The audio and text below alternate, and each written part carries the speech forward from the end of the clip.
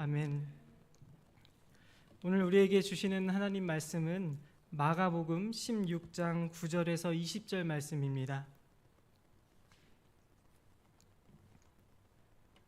마가복음 16장 9절에서 20절 말씀 우리 교독합시다. 예수께서 안식 후 첫날 이른 아침에 살아나신 후 전에 7 귀신을 쫓아내어 주신 막달라 마리아에게 먼저 보이시니 마리아가 가서 예수와 함께하던 사람들이 슬퍼하며 울고 있는 중에 이 일을 알림해 그들은 예수께서 살아나셨다는 것과 마리아에게 보이셨다는 것을 듣고도 믿지 아니하니라. 그 후에 그들 중 2사람이 걸어서 시골로 갈 때 예수께서 다른 모양으로 그들에게 나타나시니 2 사람이 가서 남은 제자들에게 알리었으되 역시 믿지 아니하니라. 그 후에 11 제자가 음식 먹을 때 예수께서 그들에게 나타나사 그들의 믿음 없는 것과 마음이 완악한 것을 꾸짖으시니 이는 자기가 살아난 것을 본 자들의 말을 믿지 아니함일러라. 또 이르시되 너희는 온 천하에 다니며 만민에게 복음을 전파하라. 믿고 세례를 받는 사람은 구원을 얻을 것이요 믿지 않는 사람은 정죄를 받으리라. 믿는 자들에게는 이런 표적이 따르리니 곧 그들이 내 이름으로 귀신을 쫓아내며 새 방언을 말하며 뱀을 집어올리며 무슨 독을 마실지라도 해를 받지 아니하며 병든 사람에게 손을 얹은 즉 나으리라 하시더라. 주 예수께서 말씀을 마치신 후에 하늘로 올려지사 하나님 우편에 앉으시니라. 제자들이 나가 두를 던파할새 주께서 함께 역사하사 그 따르는 표적으로 말씀을 확실히 증언하시니라. 아멘. 우리 학생들, 청년들을 만나다 보면 종종 이런 이야기를 전해 듣습니다. 이 세상 속에서 그들이 가진 신앙을 나타내기 어렵다는 거예요. 친구나 선배, 후배들에게 이 교회에 대해서나 또 예수님에 대해서 말하기 어렵다는 거죠. 이유는 다양합니다. 요새 워낙 이단이 많잖아요. 괜히 나도 이상한 사람처럼 이렇게 보일까봐 두려움이 있어요. 또 교회 다닌다고 했다가는 이제 왠지 손해 볼 것 같은 그런 분위기에 짓눌리기도 합니다. 이왕이면 튀지 않고 평범하게 살고 싶은 거예요. 그래서 숨긴대요. 조용히 있는다고 합니다. 그럼 신앙은 이들의 삶 속에서 언제 나타나는가? 일주일에 한 번 교회 왔을 때요. 그리고 밥 먹을 때, 혼자 기도할 때, 가끔씩 이 마음속으로 하나님을 찾을 때 이 신앙을 꺼내 본다는 거죠. 우리 성도님들은 어떠신가요? 신앙이 자연스러우신가요? 아니면 조금 세상 앞에서 부끄러울 때가 있으십니까? 때때로 이렇게 소극적이고 수동적으로 변하는 우리를 향한 하나님의 마음은 무엇일까요? 오늘 말씀에서 우리가 먼저 기억해야 하는 것은 증인된 삶을 사는 자리로 저와 여러분이 초대받고 있다는 것입니다. 어떤 삶인지 다시 한번 말씀드리겠습니다. 증인된 삶입니다. 증인된 삶. 예수님 믿고 하나님의 자녀가 된 사람은 증인된 삶을 살 수 있습니다. 전과는 다른 삶이죠. 새로운 삶입니다. 이제는 어디에 있든지 무엇을 하든지 증인으로 그 자리에 서는 거예요. 오늘 말씀을 보세요. 우리가 읽은 본문 앞에는 이런 말씀이 나옵니다. 우리가 9절부터 읽었는데요. 8절 제가 한번 읽어드리겠습니다. 여자들이 몹시 놀라 떨며 나와 무덤에서 도망하고 무서워하여 아무에게 아무 말도 하지 못하더라. 여인들이 두려워하면서 아무 말도 하지 못했다라는 거죠. 오늘 우리가 읽은 성경 마가복음은 사실 8절에서 끝납니다. 그런데 그냥 문이 닫힌 채로 끝나지 않고 문을 활짝 열어놓은 채로 끝나요. 여인들이 예수님의 죽음을 장사하기 위해서 무덤을 찾아갑니다. 향품을 들고 가요. 이게 웬걸요? 도착해 보니까 당연히 그 자리에 있어야 하는 예수님의 시체가 없어요. 보이지 않습니다. 온데간데 없이 사라졌어요. 그곳에는 웬 흰 옷 입은 한 청년이 딱하니 앉아 있어요. 이 청년 누굴까요? 천사예요. 천사는 여인들에게 예수님이 다시 살아나셨다고 말합니다. 가서 제자들에게 이 기쁜 소식을 전하라고 합니다. 여인들은 천사의 말을 듣고 기뻐하는 게 아니라 놀라서 다 도망가요. 얼른 무덤에서 뛰쳐나와서 무작정 달려갑니다. 뒤를 이렇게 돌아볼 여유 없이 그냥 도망가요. 집에 들어가서 문 걸어 잠그고 놀란 마음을 진정시킵니다. 죽은 사람이 살아났다니 이 얼마나 두려운 일이에요. 얼마나 무서웠는지 조금 전에 이 들은 일을 아무에게도 아무 말도 하지 못합니다. 분명히 눈으로 봤어요. 귀로 들었습니다. 그런데 입을 꼭 닫고 있어요. 이렇게 마가복음이 끝나요. 그리고 나서 오늘 우리가 읽은 본문이 따라옵니다. 여러분, 우리가 읽은 9절 맨 앞에 보시면 가로가 있는 게 보이시죠? 우리가 읽은 본문 9절부터 마지막 절 20절까지는 이 가로로 묶여 있어요. 8절에서 이야기는 끝났고 9절부터 새로운 이야기가 덧붙여져 있다는 거예요. 여러분, 덧붙여 있다고 오해하지 마세요. 우리는 이 이야기도 하나님 말씀으로 봤습니다. 중요한 것은 이 이야기가 여인들이 무서워서 벌벌 떨고 아무 말도 하지 못한다는 말씀 뒤에 이렇게 연결되어 있다는 거예요. 오늘 우리가 읽은 말씀에는 막달라 마리아와 제자들이 나옵니다. 이들은 부활하신 주님을 만나고 어떻게 했을까요? 증인이 돼요. 증인이 되는 것으로 주님의 찾아오심에 반응합니다. 주님이 다시 살아나셨다는 소식을 전하는 자리까지 나아가요. 부활의 주님을 만난 여인들이 두려워서 아무런 말도 하지 못하는 그 모습 뒤에 정반대의 모습, 증인된 삶을 사는 이들의 모습이 떡하니 나오는 거예요. 오늘 말씀이 우리에게 한 가지 도전을 던집니다. 새로운 삶을 살아라. 증인된 삶을 살아라. 사랑하는 여러분, 주님을 만난 사람은 모두가 이런 자리로 나아가야 합니다. 누구든지 새로운 삶을 살 수 있어요. 이제는 다른 삶을 살 수 있습니다. 우리가 잘 아는 것처럼 주님을 제대로 만난 사람은 반드시 변합니다. 새로운 삶을 살아요. 한 사람도 예외가 없습니다. 우리는 바울을 기억합니다. 바울은 다메섹에서 예수님을 제대로 만났어요. 예수님을 만나고 그의 모든 것이 달라졌습니다. 그의 생각과 마음이 달라지고 가치관이 달라지고 관점이 달라집니다. 삶이 달라져요. 이제 그는 완전히 새로운 삶을 살아갑니다. 그에게 찾아온 가장 큰 변화는 무엇일까요? 그에게 하나님이 아버지가 되었다는 것입니다. 지금까지 그에게 하나님은 아버지는 아니었던 것 같아요. 옆집 무서운 삼촌쯤이었던 것 같아요. 그는 하나님을 위해서 정말 열심히 일했습니다. 정말 무서운 열심을 냈어요. 우리 잘 아는 것처럼 예수님 믿는 사람 다 잡아들이고 핍박하고 그랬죠.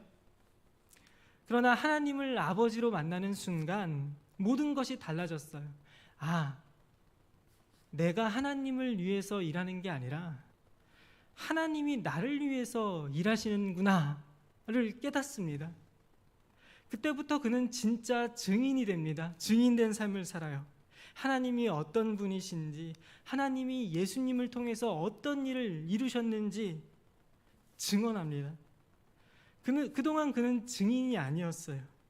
자신이 얼마나 옳은지, 자신이 얼마나 대단한지, 자신이 얼마나 멋진지를 증명하는 삶을 살았습니다. 증인이 아니라 증명이에요. 그러나 이제는 아니에요. 예수님 만나고 그 안에 이제는 내가 없습니다. 나는 죽고 예수님만 산다는 고백 기억하시지요? 이제는 부활하신 주님이 그 안에 사는 거예요.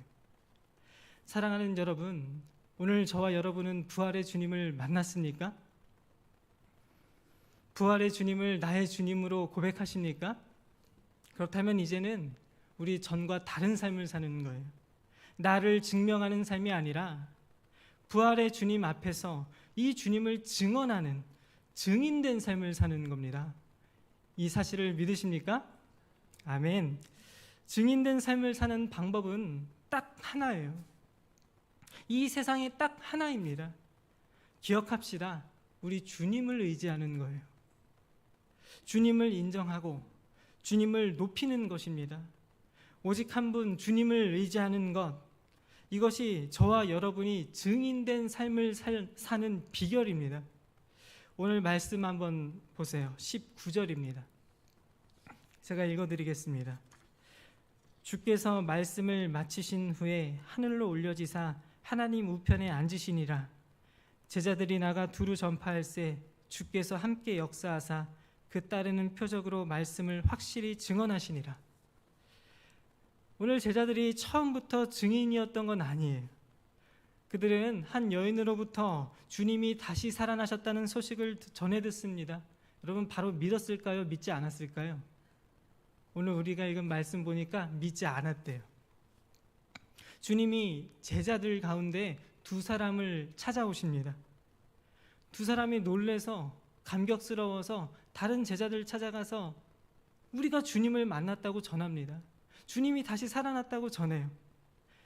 제자들 이번에는 순순히 믿었을까요? 믿지 않았을까요? 믿지 않았대요. 결국엔 부활하신 예수님이 제자들을 직접 찾아오십니다. 그리고 꾸짖으세요. 그제서야 비로소 제자들이 어떻게 했어요? 예수님 다시 살아나셨다고 나가서 전하는 거예요. 우리가 주목해야 하는 것은 무엇인가? 제자들이 주님을 전할 때 여러분 누가 함께 하셨대요? 20절에 보니까 주님이 함께 하셨다는 거예요. 제자들이 하는 게 아니라 주님이 하시는 거. 주님은 제자들을 조금씩 증인으로 만드십니다. 나가서 증언하는 그 순간순간마다 주님이 함께 하셔서 역사를 만들어요. 사랑하는 여러분 꼭 기억합시다. 우리 힘으로 하는 거 아니래요. 우리 지혜로, 우리 능력으로 하는 거 아니래요. 여러분 누가 하신대요? 주님이 하신대요. 처음부터 끝까지, 중간에 하나하나 모든 과정까지도 다 주님이 하시는 거예요. 할렐루야죠. 어떻게 하면 새로운 삶을 살 수 있는가? 어떻게 하면 증인된 삶을 살 수 있는가? 오직 하나 주님을 의지하는 것.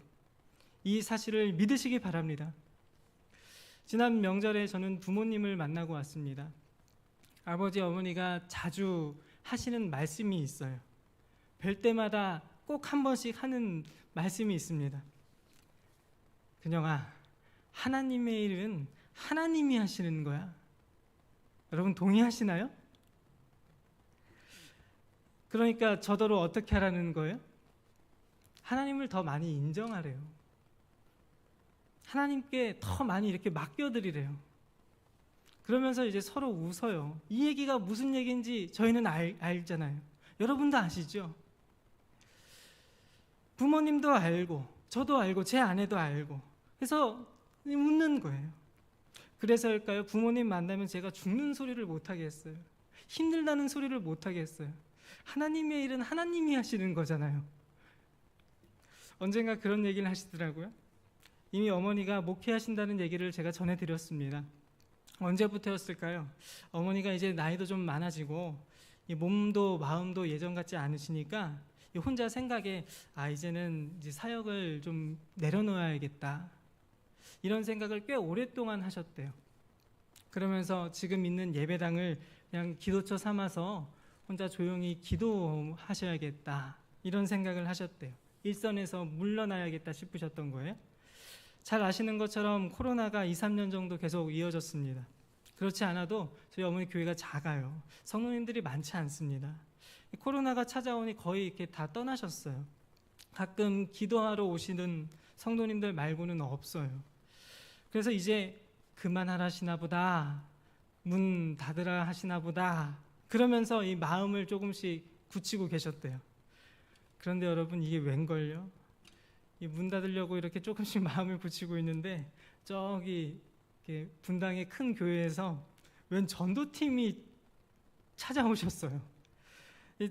찾아오셔서 때마다 같이 기도하자 그러시고, 때마다 오셔서 같이 예배드리자 그러시고, 이제는 전도 물품까지 이렇게 다 바리바리 싸들고 오셔서 누가 시키지도 않았는데 이 교회에 오라고 이렇게 다 전도해 주시는 거예요. 어머니 이런 모습을 보면서 무슨 생각하셨을까요? 이제 그만해야겠다. 이건 누구 생각이에요?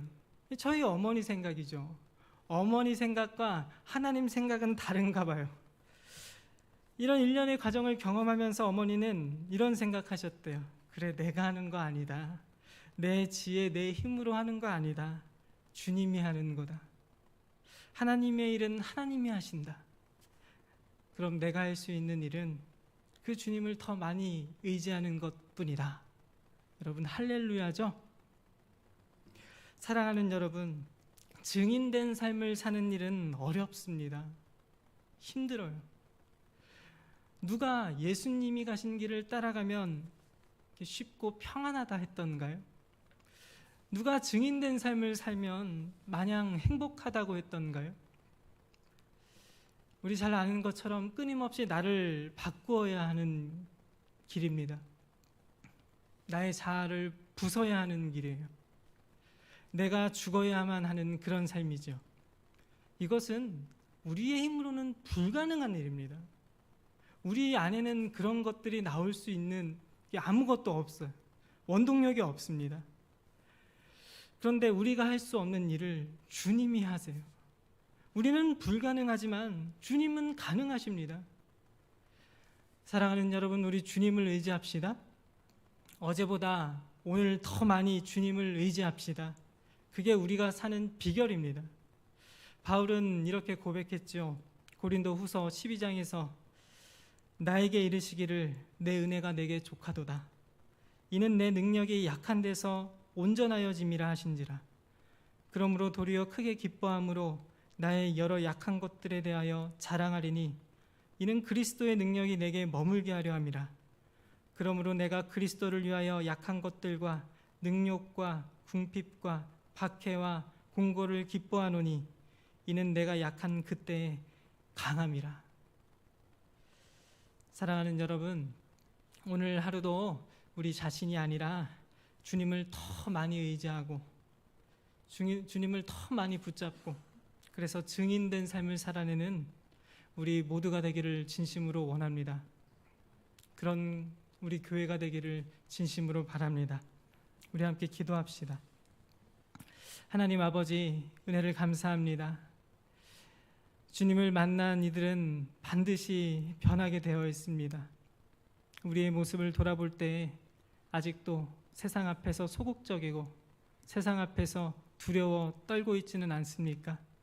이제는 증인된 사람으로 내가 서 있는 자리에 굳게 서기를 원합니다. 그 자리에서 증인된 삶을 살아내기를 원합니다.